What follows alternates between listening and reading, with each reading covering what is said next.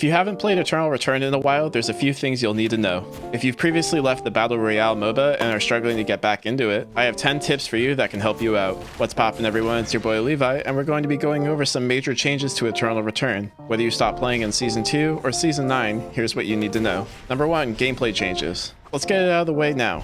You've probably heard about this one already, but on the off chance that you haven't, Eternal Return is now a squads only game. Players from previous seasons will remember that Eternal Return had a solos and duos mode. To help improve queue times and make a better experience for all, Eternal Return will only feature squads mode and Cobalt Protocol for the time being. Number 2, Cobalt Protocol. And if you don't recognize what I just said, that means you don't know about Cobalt Protocol. Cobalt is the community deemed for fun game mode in Eternal Return. Instead of being featured on Lumia Island, the 4v4 game mode takes place in the Research Center. Players will be given pseudo-random characters and builds and will have to fight it out to try and hold the beacons Call of Duty domination style. It's meant to be taken lightly, but if you're a bigger fan of Lumia Island, then you'll need to know that there's some map changes. Number 3, map changes.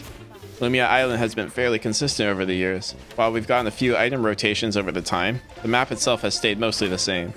In early access, we got the addition of the abandoned dock, an area that can't be accessed while playing unless trying to escape the island.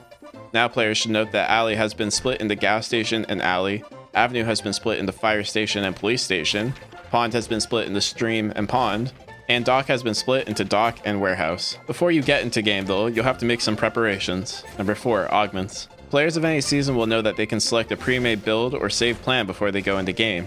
Depending on when you stop playing, you might not know about augments. Augments are enhancements to your character upon completing a certain condition. They need to be set before the game and cannot be changed once you load in.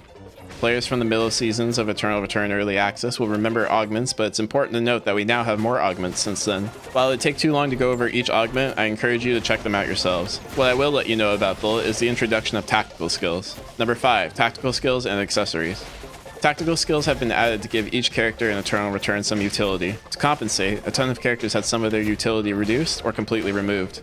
There are 12 different tactical skills to choose from, and a couple of them were item actives from Early Access. Item actives have also been removed as a product of removing accessories. Builds now only contain 5 items. So, you've got your build and you've made it into game. What next? Number 6, mutant animals and herds. You'll start to notice that after the first respawn of hunts, some of the hunts will look a little different. That's because they are mutant hunts, which you probably know about. They're stronger versions of the regular hunt. Mutant hunts do more damage, but also give you more experience for defeating, as well as credits. Additionally, we have a new hunt mechanic called herds. Wolf herds will spawn on day 2, and bear herds will spawn on night 2. These are a group of hunts together that spawn on a set location in the map.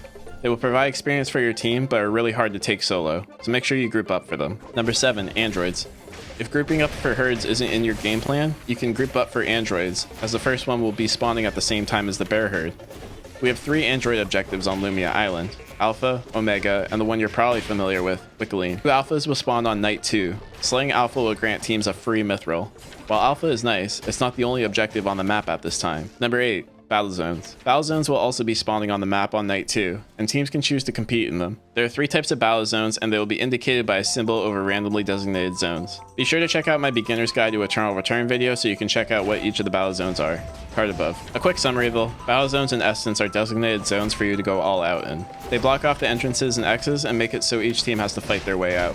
The last remaining team will receive a rare resource based on the amount of teams in the zone. Don't worry though, even if your team is wiped, you'll still be able to revive. This is the only instance in the game where your team is auto-revived after being fully wiped, and can still come back. Number 9, Wickeline. And if we look later into the game for everyone's favorite objective, Wickeline. Yes, Dr. Naja pronounces this Weakline. I refuse to pronounce it that way, so I'm going to keep calling it Wickeline. Wickeline is one of the best objectives in the game, giving you a damage over time effect on your attacks, and dropping a VF blood. Wickeline has been around for forever, so you might be surprised to see her on this list. But new to Eternal Return 1.0 are Wickeline's attacks. She's now a little bit more difficult to take and has an AoE explosion attack. Group up with your team, but don't stand too close to each other or you'll do massive damage to yourselves. Number 10, the game phases.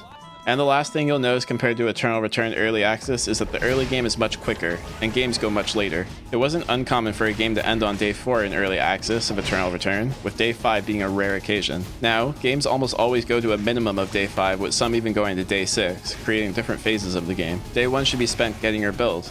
This much is the same. However, night 1 objectives have been moved to day 2 now, meaning you have more time to get yourself prepared. Use this time to hunt animals, make food, or get to objectives on time. Campfires are a great way to make food, so utilize them well.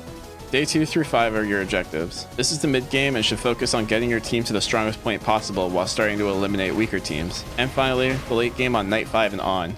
Wickeling will spawn and you'll need to be careful moving around the map. While Eternal Return has undergone some immense changes, it still feels like the same game we know and love. If you need a quick refresher on the basics of the game, I got you covered. Click or tap the screen now and you'll be taken to the ultimate beginner's guide to Eternal Return, where I teamed up with one of the best squads players we have to help you learn the game.